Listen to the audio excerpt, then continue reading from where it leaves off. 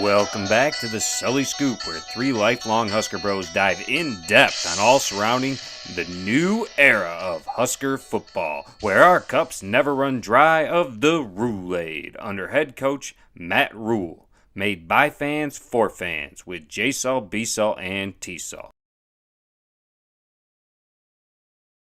Welcome into the Sully Scoop. It is officially game week for the Huskers. I'm fired up. I hope these guys are fired up as well, but week 0 is officially passed and a lot happened, fellas. Wait. Hold on. You're fired up?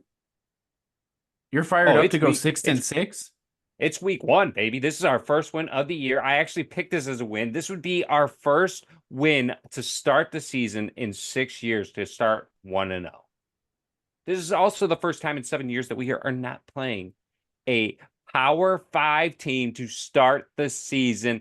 I am fired up. Somebody has finally learned how to put together a schedule for these Huskers and know what they're doing. They looked at Michigan finally. They looked at their schedule. They looked at Ohio State. They looked at Alabama, and they finally saw what these teams were doing that keep consistently going to the playoff when it was only 4 teams. You don't play Power 5s out of conference. It is important here, J-Cell, for you to know. While it has been a tough road for the Huskers here, this is our home opener of the year. And in our last 8 home openers, we've won 7 of them. It's going to be 8 out of 9, though, after this one.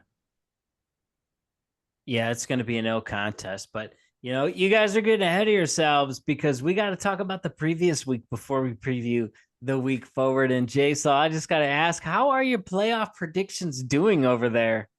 Oh, we're at a long shot right now. We are at a long shot, but we're not out just yet. And I do want it to be They're out. They're out. I can hold this up. I said 4 teams from the SEC were going to be in, 4 teams from the Big Ten. I had 2 written for the ACC, crossed it down, made it 1.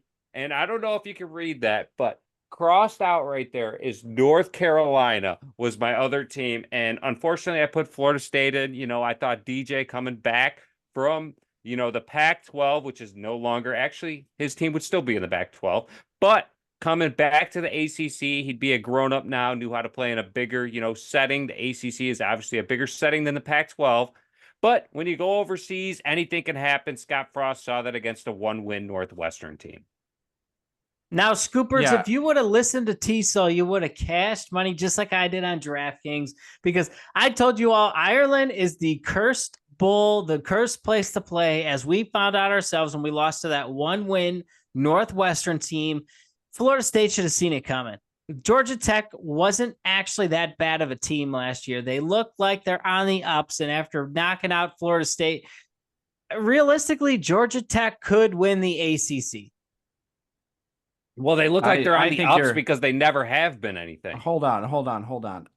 You are way out of line here. Georgia Tech will not win the ACC. I'm not claiming they're winning the ACC. There, Georgia Tech's got a shot at winning. I'm saying they could. They do. No. What team? What team is hands down the best team in the ACC? North Carolina now. McCord's Syracuse. Syracuse, really? B-Cell Syracuse. How many times does Syracuse have a winning record since 2000? I feel like there's more losing seasons than winning seasons. Nobody's ever talking about Syracuse. The last time they were relevant, Donovan McNabb played quarterback for him. Would you like me to pull up their last couple of seasons there, T-Cell? Because Syracuse is not as bad as you think. They're pretty awful. Anytime and let's just remember they're playing the patty cakes. Anytime this guy gets a chance to bring up Donovan McNabb, just leave it to him to do so.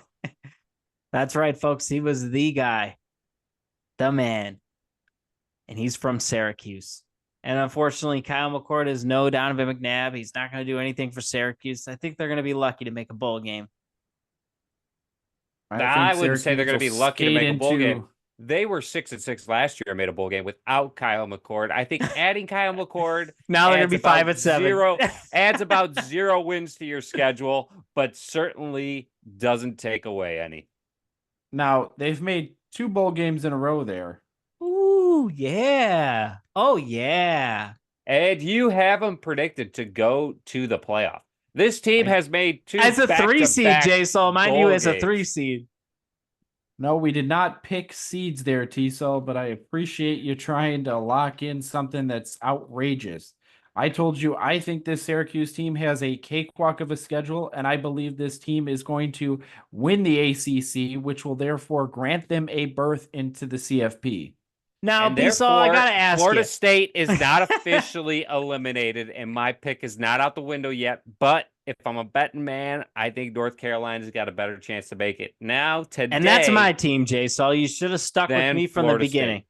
I should sorry, have, but I T-Cell. crossed them out. Hold As on, soon as I hold heard on. T-Cell bring up North Carolina, I knew I don't want to be on the same page as T-Cell. You never want to be on the same page as T-Cell. You're out. We've won. I believe you gave your ACC picks there first, J-Cell.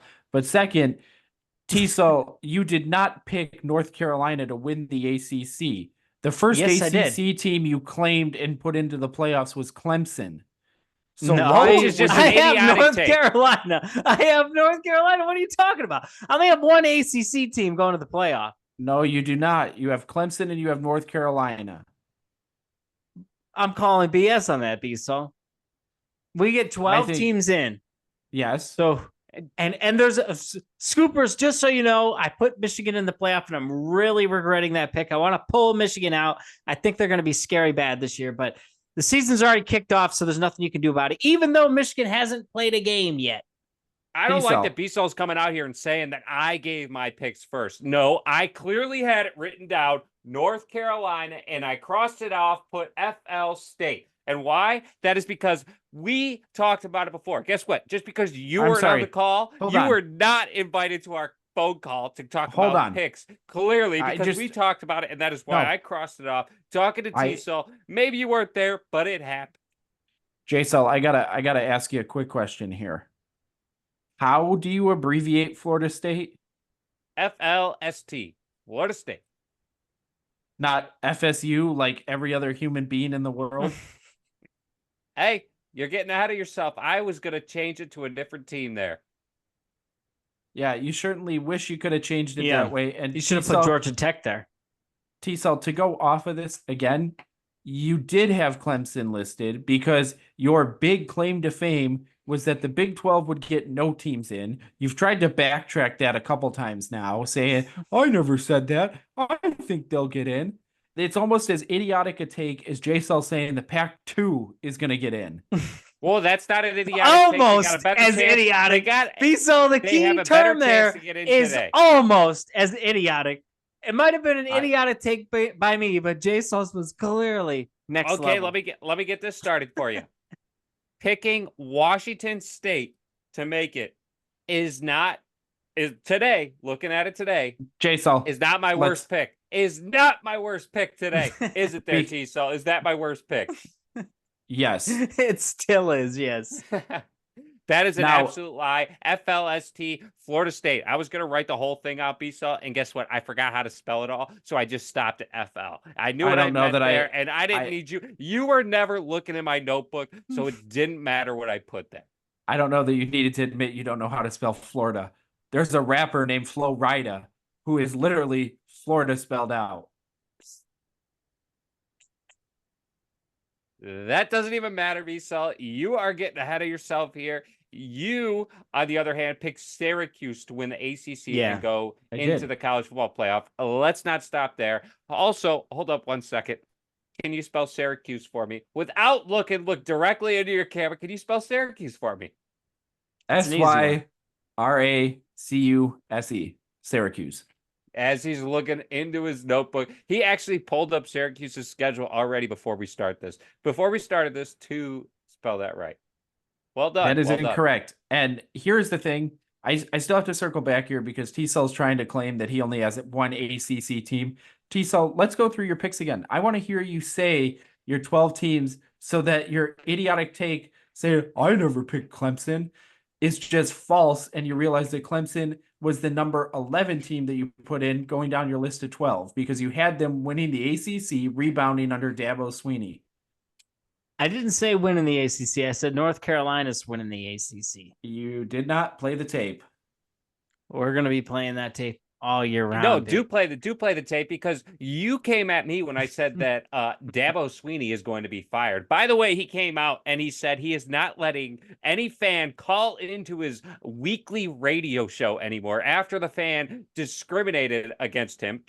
came at him, I guess, and said, "Why are we paying you $11.6 million for going forward for?" And now you can only text your comments to Dabo Sweeney. And why? That is because he is on the door out there, T-Saul. He is on his way out at Clemson. And my prediction, my hot take, which you thought was idiotic, is going to come true when Clemson doesn't make the CFP playoff or doesn't win the ACC and finishes in outside the top 5 in the ACC.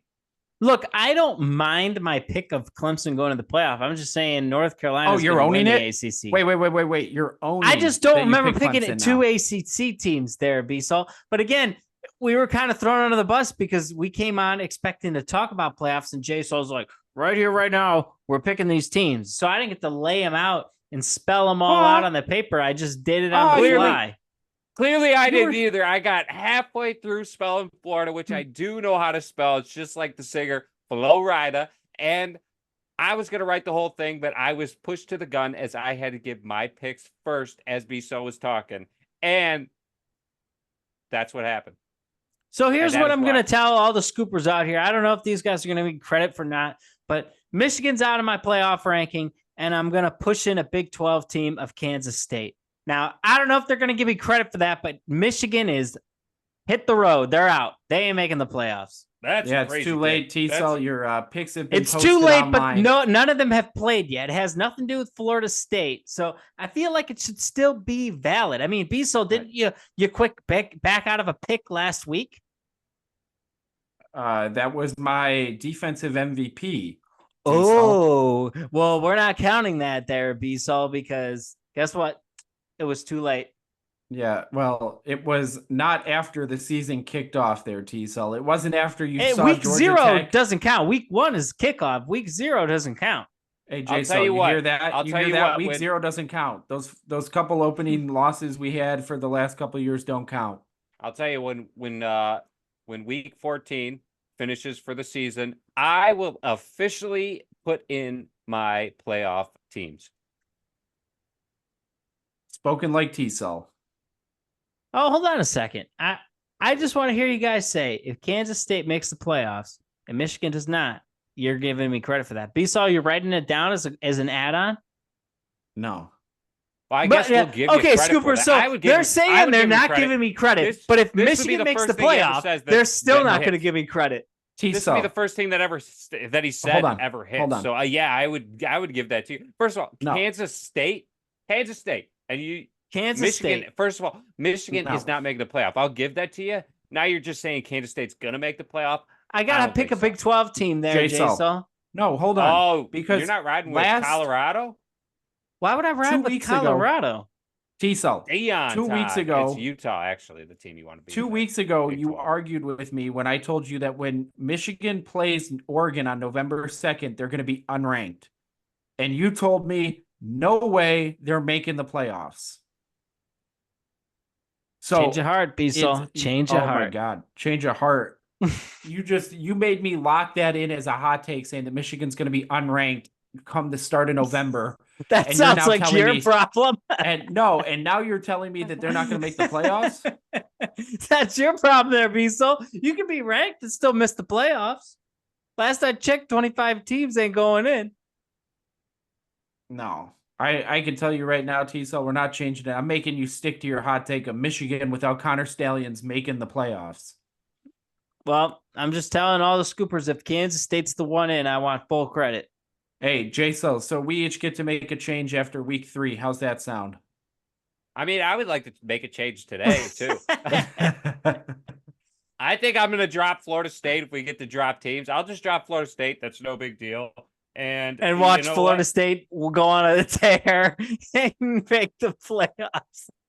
I think I am going to be adding North Carolina to take over my Florida State position. That's not how it works, Jason. It's not how it works. You could drop a team who hasn't played yet, but the teams who kicked off, you're locked in. I'm Your shocked you're not picking Georgia Tech because they only have to play 11 games now. Michigan already played their spring game there, T. So you can't go back. They on all that thing. did. Exactly. So you can't go back on it. If mine are locked, yours are locked. I'm taking out Florida State. First of all, week 1 never even happened yet. That was week 0. That's preseason. That's preseason, baby. We're talking preseason here, T. So I could take them out of my thing. They haven't even played a game on U.S. soil yet. So technically, they haven't even played yet. Florida State's out of my playoff now, and I am throwing in North Carolina. He's desperate. Yeah, I'm telling you guys right now, your picks are locked. They're already posted for everybody to see. Good luck trying to convince the world that you didn't pick Florida State at the beginning of the season, J-Cell.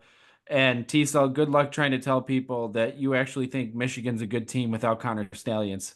Now, B-Cell, don't you have Michigan in your playoffs? I do not, no. So how many Big Ten teams did you push in? He's got the Huskers in there. I have 3 Big Ten teams. Who? 3 Big Ten teams? We're talking it's a Power 2 world, and you're only putting 3 in? Yeah, I have Ohio State, Oregon, and Penn State. Wow. Wow, yeah. Let me look at the AP rankings before I put my list in there. Pick something crazy out here, B-Cell. Then I have 5 SEC teams, 2 Big 12, and 1 ACC. 5 and 1 independent. SEC teams. Yep. Spoken like a true Kirk Herbstreit fan. You know where his heart lies? In the South. So, T-Cell, do you know how many SEC teams you have in the playoffs? I'm guessing it's 5. That would be correct. You have 5 SEC teams. You have 4 Big Ten teams and 2 ACC teams and Notre Dame. You literally picked 3 conferences to go. Hold on. But I'm trying to pull Michigan out and push in Kansas State. Yeah, it's too late. And it's a Power 2 world there, B-Sol. As J-Sol just mentioned, it's a Power 2 world. And if you're going to stick with 2, you got to stick with the Big Ten and the SEC. And Notre Dame. Why? The last time Notre Dame was on that stage, they got embarrassed. I don't care if they get embarrassed. They're going to get the favoritism. They don't play anybody. They got an easy schedule. They start the season with Texas A&M. I mean, come on. Texas A&M is not a serious contender for the playoffs, even though everyone likes to rank them like they are. Texas A&M is going to make 0 noise, and Notre Dame's going to pummel those guys. So how are you going to feel when Notre Dame gets upset week 1 here in a couple days, T-Cell? Are you going to be begging? Are you going to be begging? Oh, can I please take Notre Dame off? Diesel, don't Michigan you have Notre back. Dame in? Yeah, I think you would be crying and begging. I think we all picked Notre Dame. I am completely fine if the Golden Domers don't make it and I lost that pick. I am completely fine wiping them off if they lose every single game this season. Well, it's not going to happen, B-Sol. Unfortunately, Notre Dame's too powerful of a team. Oh, you hear that? Chugga, chugga, chugga, chugga, chugga, chugga, chugga, chugga. T-Cell's making that train noise. Chugga, chugga, chugga, chugga, chugga, chugga, chugga. Sounds like T-Cell thinks Notre Dame's going to steamroll the competition since they're so powerful. Look at their schedule, and that's all you need to know. They're not in a conference. They don't have to play the top teams of the conference in a conference championship. They get to just dictate their own schedule and move on. And it benefits them more than anybody else.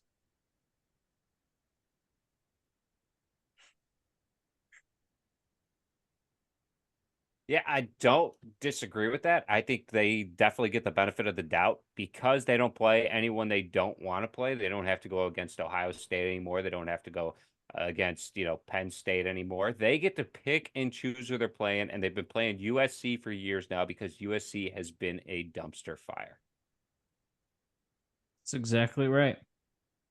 I mean, their next toughest game outside of Texas A&M might be Georgia Tech. That's right, folks. Well, Georgia Tech is a great team as they just took down a top 10 team in Ireland, in Dublin, Ireland, week 0. Technically, the season did not start yet, so therefore my picks could be changed before the season started. Florida State was dropped off my playoff list, like I said last week. If you weren't listening, you'll have to go back and find it somewhere around the 50 minute Jason, mark. last week you were talking about how Florida State's going undefeated again, and it's going to be easy for them. I never said that. I never said they could go undefeated with DJ. I never admitted to that. So you're just out here making. They weren't going to make the This- playoffs if they weren't undefeated. There's 12 teams there, T. So you have T, two so teams. they weren't picked. making the playoffs even if they were undefeated. T. So you got 2 teams making it from the ACC. So therefore, neither one of the teams can't be undefeated. Jason, how many teams in the ACC do you have picked? 1. How many North teams in the Carolina. Big 12 do you have picked? Big 12, I got 1. How many teams in the Pac 12? There is no Pac-12. I got 1 team from the Pac-2, and it's going to be the dominant. It's going to be the dominant Washington State. Okay. Washington State is going to go okay. undefeated, and you are not leaving out an undefeated Power 5 team. Yeah, it's not a Power 5. It's a Power 4. So how could you leave It's out not a an Power 4. So how could you leave out an undefeated Washington State, but you're going to put in a 1-loss Notre Dame? I would put in Notre a Dame's 3-loss. not even in a conference. It's not a power whatever. You're telling me it's a Power 4. It's not a power whatever. I would take a 3-loss Notre Dame team over an undefeated Washington State, whose toughest game was an Oregon State team without On the DJ road, hardest place Ugalugaway. it's on the road. Hardest place to play in college football is on the road at Oregon State. Is that why people win there every year there, Jason?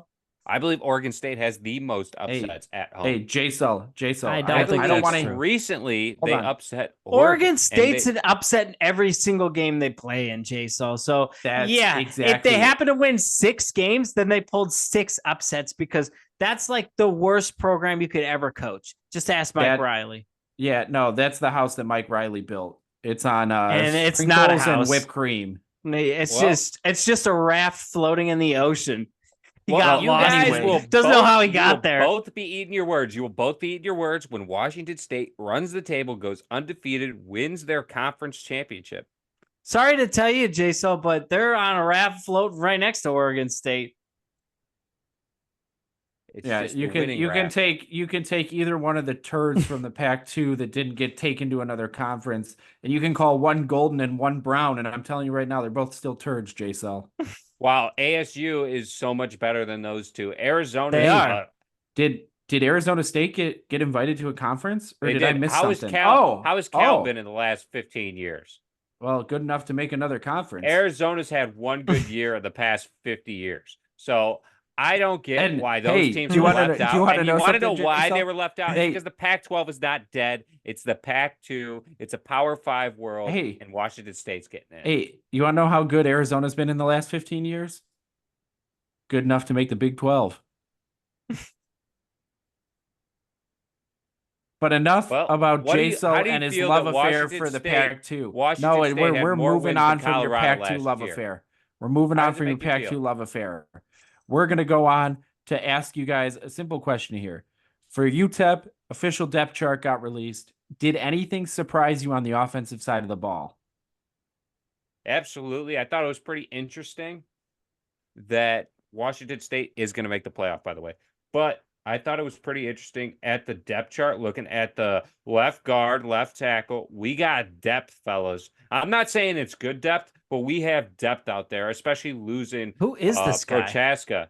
Weren't you just crying and harping for the last 3 weeks straight that we have the worst offensive line in college We do, football? but we have depth. We got guys How do you that we can have plug depth in if you're the worst line in college football? because I we just have want to guys hear that you we can say plug it. in. I was I'm expecting improvements on expecting this to offensive have- line. I I'm was expecting improvements. I mean, that's not hard to do. We've been over this week after week. I was You surprised have to been see more saying than that it one is name. hard to do. I was surprised to see Justin Evans not the backup to Ben Scott. I was surprised to see Bryce Benhart, still on the list. That guy's terrible. But other than that, I think the tight ends, pretty much knew that was going to happen with Fedoni. He's obviously a stellar guy, but the slot receiver, big surprise, Bonner, Janarian Bonner, coming from our fullback position last year, and he's going to be our top slot receiver to start this game.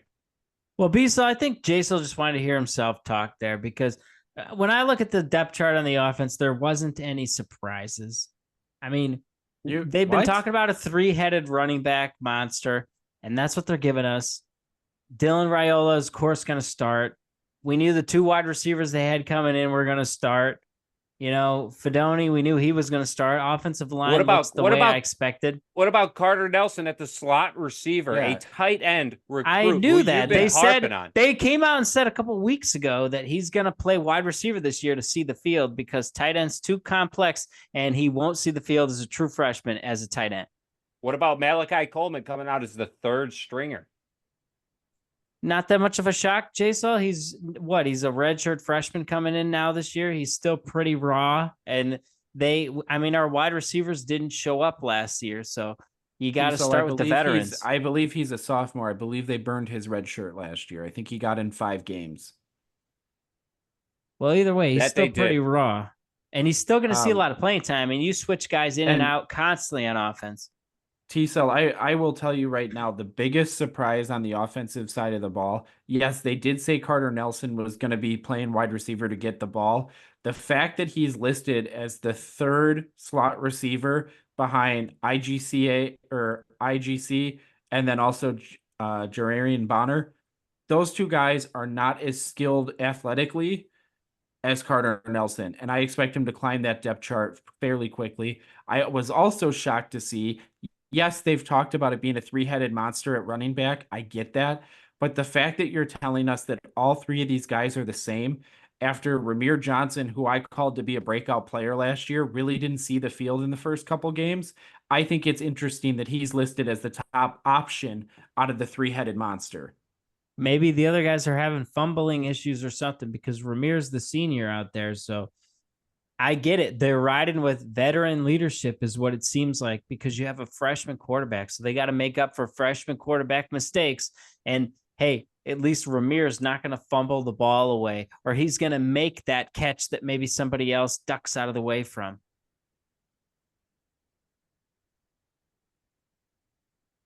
Yeah, but ultimately what I'm saying is I don't see any major shock on the offensive depth chart. Yeah, I don't know that it's major, but those were my biggest surprises right there. On the defensive side of the ball, did anything shock you there? No, absolutely not. I think nothing shocked me here on the defense. Look at this guy. He's laughing at me. Listen, we had the single-digit number, guys. Lies. We knew who was going to be on the field. Crap. Hey, Scoopers, he's full of crap. He sent me and B-Sol a text today when the depth chart came out saying, what the hell? Buford is a corner? What's going on? This guy, you know what? I did say that, but you want to know something? What I don't hate is that they got these guys on the field, and I think it's going to open up Malcolm Hartsock being a safety, showing his talent when he can do his own skill, show his talent level, and make his own plays out there, being a safety and letting him roam in the free space out there. And I think Buford, it can lock down guys on the outside. Yeah, I think the biggest surprise here, J-Cell, there's 2. I love Mekhi Gaber. Absolutely love him. The kid plays with so much energy and never quits until the whistle. I was shocked to see him as the starting linebacker opposite of John Bullock. And the second thing that I was shocked is that Bly Hill is 3rd string cornerback. He probably just hasn't had enough practice. He doesn't know the plays. Which that could be. I know he's coming off the injury from spring practice, but still, the fact that Bly is down that far was a shock to me. Well, what I got to tell you guys is when I look at this defensive depth chart, I see depth like crazy. And I mean, on Twitter, I gave a shout out to 2 guys because when you look up and down the defensive depth chart, there's only 2 true freshmen who even showed up on the depth chart. And that's Vincent Shavers Jr.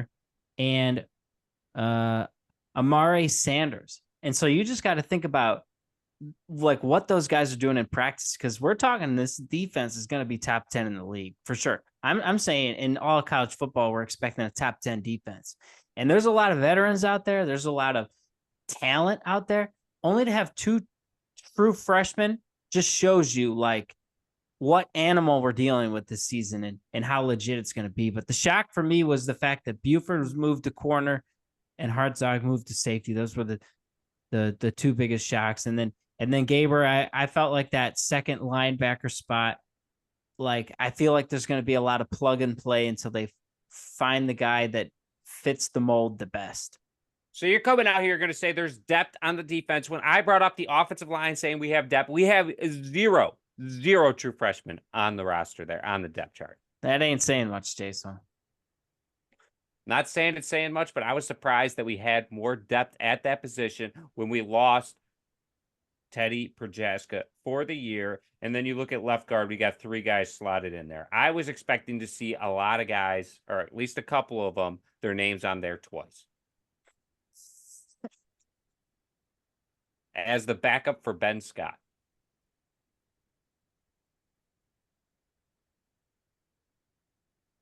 Did anything shock you guys aside from offensive line there, J-Sul, on the special teams side of the ball?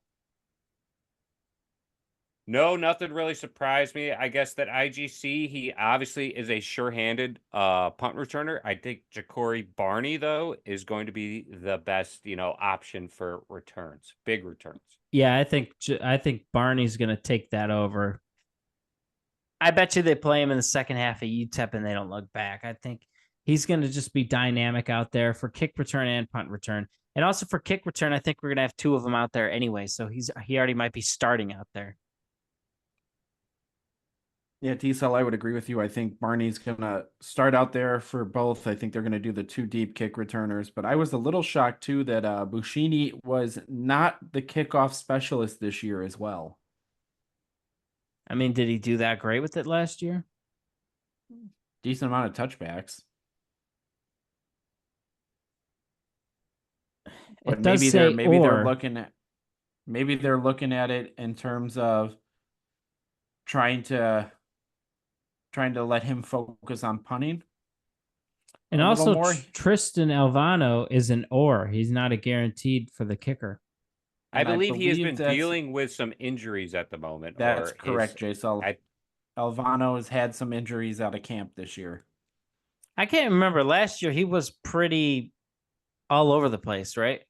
A little bit, but he was a true freshman there, T-Cell. He, towards the end of the year, Alex Henry didn't miss as a true freshman, J-Cell. Well, we haven't had a kicker like Alex Henry in quite a few years there, T-Cell. Yeah, I just want to see consistency with field goals. I want to get to the 30-yard line and feel comfortable that, hey, we're going to be able to knock this through. Yeah, that might be where you're sitting there, T-Cell. I don't want to see field goals. I want to get to the 30-yard line and be, I'm comfortable. We're finally going to punch in a score. We're not relying on a kicker to go out there and crossing our fingers and hoping to die that he makes the field goal. No, you get to the red zone area, you score a touchdown. And just like you always used to say, or you still do believe by this, you get to the red zone, go for it on 4th down. What's the worst that happens? Especially that year we had that one reject kicker. I can't even think of what his name was. Come on, I don't want to think. I don't the guy want that transferred in from LSU, a reject. He was kicker of the year, and then the next year he couldn't. Connor Culp couldn't even was make an extra point. When he first transferred in, his first year he was good. His second year he had hip surgery, and then we still kept going. We still kept going to a guy on crutches to kick for us when we should have just been going on 4th down. We were already down by 20 points at that point. Now, I do think it's important here as we're touching on kickers that we have to fact check T-Sol, because otherwise, he would just be running rampant with these phrases and words that he says without anybody checking him.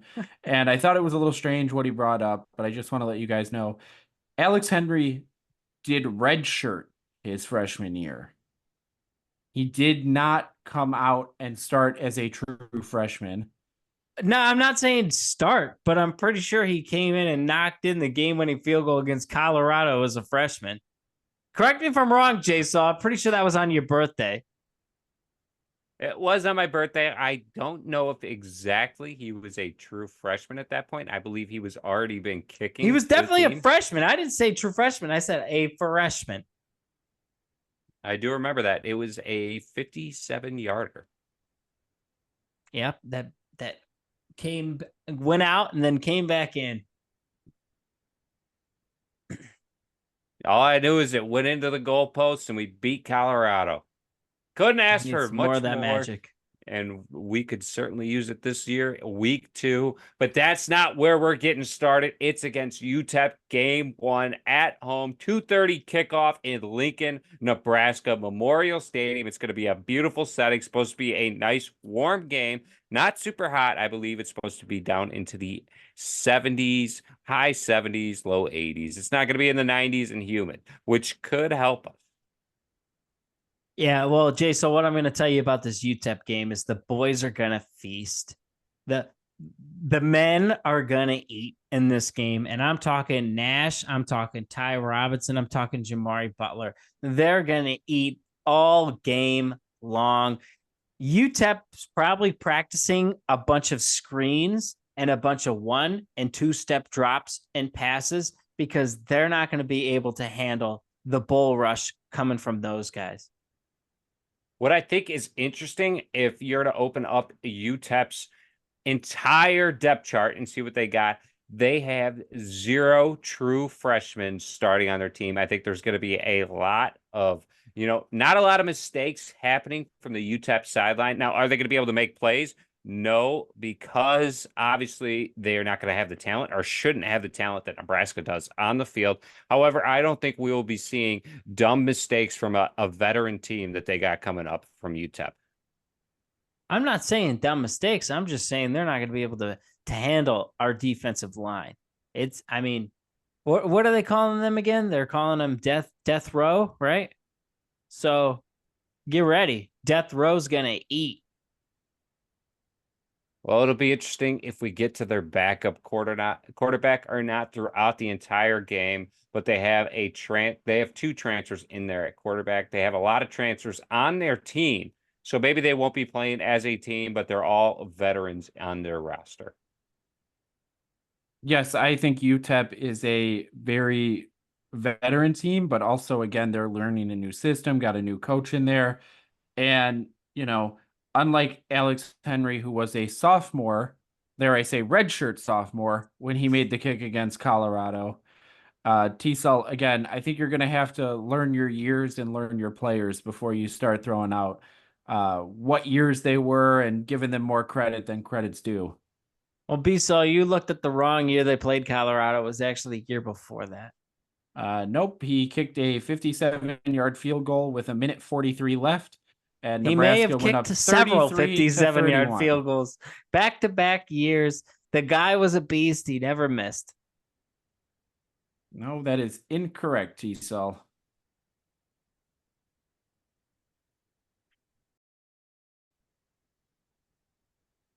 Either way, I was not wrong. Like I said before, Alex Henry was years ago. We haven't had a kicker since him like him.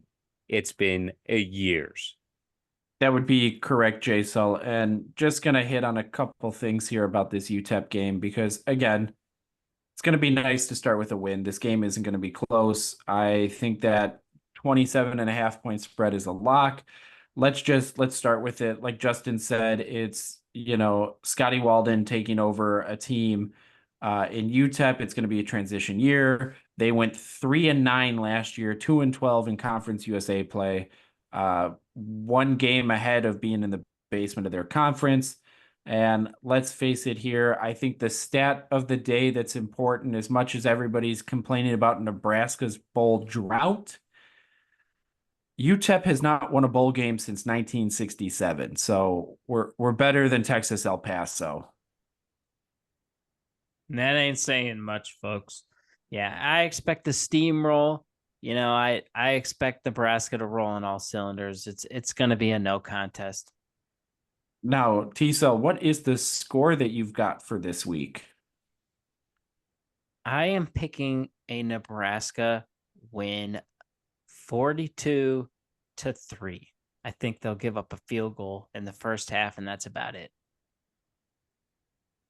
Yeah, I think it's interesting with the 27.5 there for the spread. I am going to lock that in. I think you're going with the 27.5 spread. I think the Huskers cover that. I think they cover it pretty well and fairly easy. UTEP team from last year lost to Northwestern 38-7 week 3. Again, they started with Jackson State as a loss, and Incarnate Word didn't even know if that's a school or what that is. Sounds like one of those made-up schools that played on ESPN in Florida the one year for high school with a bunch of 30-year-old dudes. So I'm going to lock this in. I got the Huskers winning this game 49-3.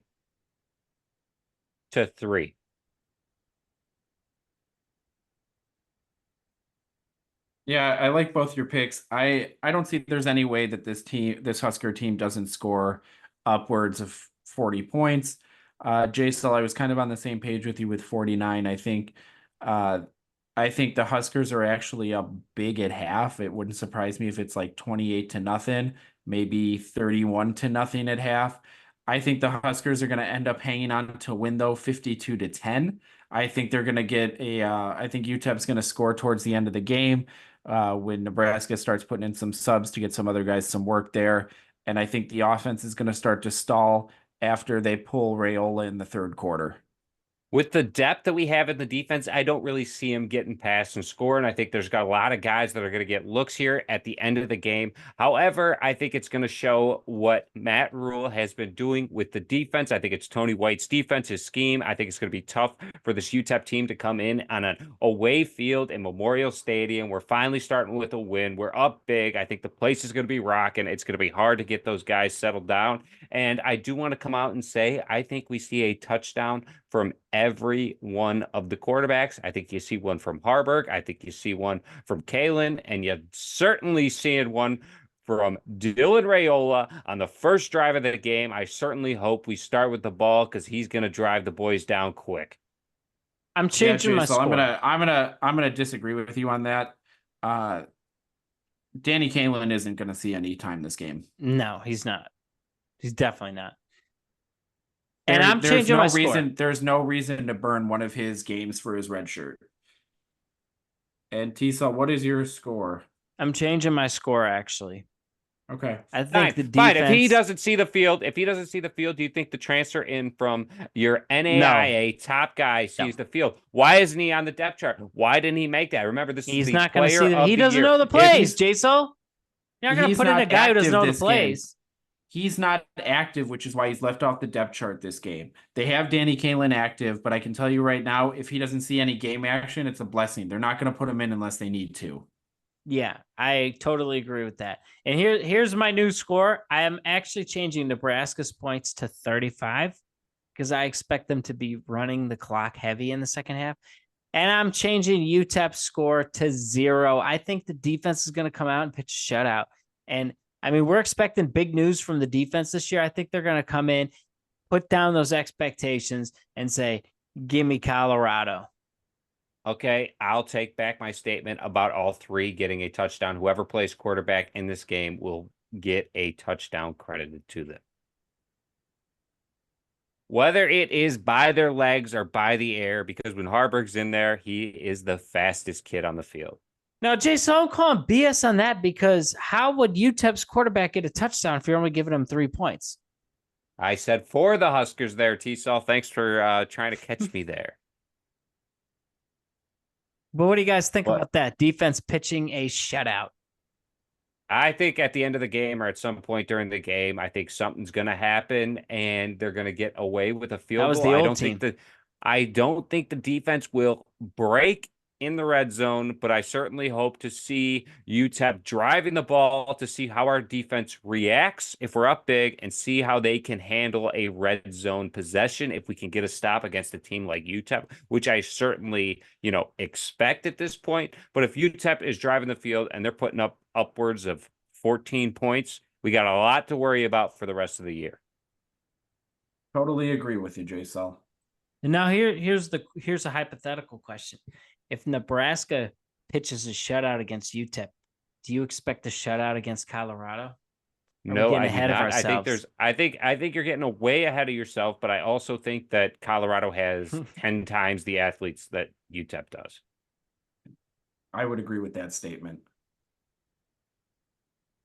But want to thank you for joining us for another episode of the Sully Scoop as we get ready for week 1 as UTEP travels to Memorial Stadium in Lincoln, Nebraska, 2:30 kick. Lock in all the entire panel locked in, minus 27.5 for the Huskers. You take that, you get money. It's called free money, folks. That's the Sully Scoop stamp of approval there for you. But don't forget to follow and like. You can catch us on Twitter at Sully_Scoop, or you can go to our website, thesullyscoop.com. And Scoopers, with the season kicking off as well, we want to encourage anybody out there to write into us, whether it's on the website or wherever you're listening to your podcast. Let us know some of your thoughts on the game, and we will bring it up on the Grandstand Gossip next week. Go Big Red.